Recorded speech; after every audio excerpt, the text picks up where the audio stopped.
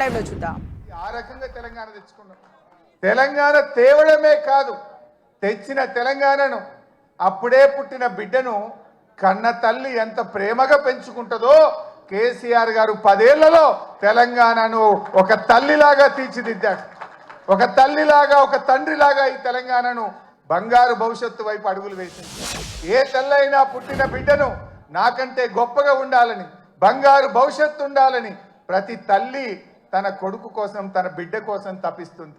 అలా కేసీఆర్ గారు ఈ సాధించిన తెలంగాణను త్రాగునీటిలో, సాగునీటిలో, విద్యుత్ రంగంలో ఏ రంగం తీసుకున్నా ఈ దేశానికి రోల్ మోడల్గా, అన్ని రాష్ట్రాలకు ఒక మోడల్గా, ఒక దిక్సూచిగా తెలంగాణను తయారు చేసింది.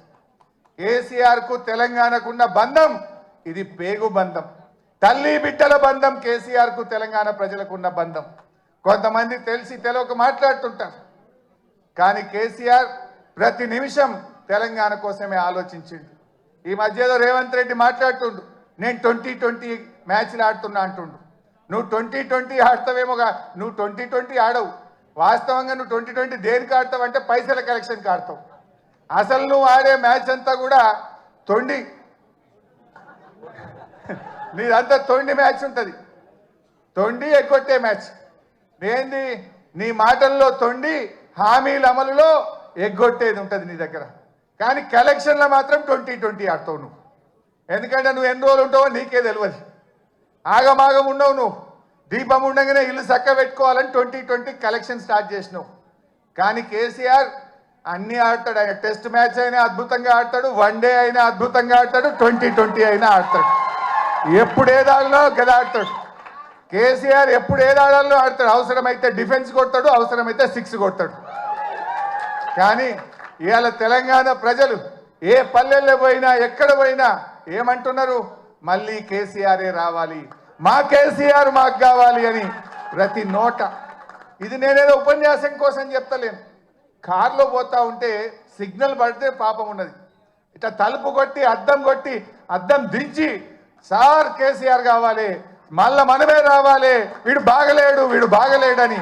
అది ట్యాక్సీ డ్రైవర్ కావచ్చు, ఆటో డ్రైవర్ కావచ్చు, అది ఎవరన్నా కానీ, ఆ రోడ్డు మీద పోయే పిల్లలు కావచ్చు, మళ్ళీ కేసీఆర్ కావాలని మాట్లాడుతున్నారు. ఇది ఈరోజు తెలంగాణ సమాజం కోరుకుంటుంది. ప్రజలకు అర్థమైంది.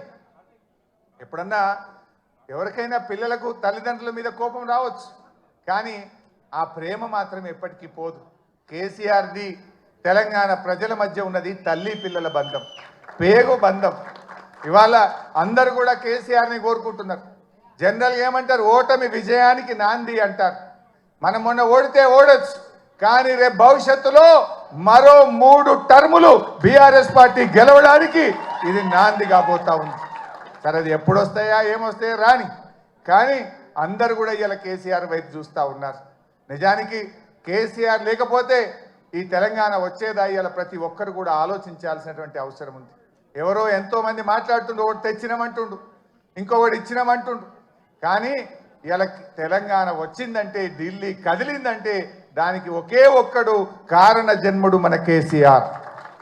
ఆ కేసీఆర్ గారి జన్మదినం ఈరోజు మనందరం కూడా ఇంత ఉత్సాహంగా మా తలసాని సీనన్న నాయకత్వంలో జరుపుకోవడం చాలా సంతోషం.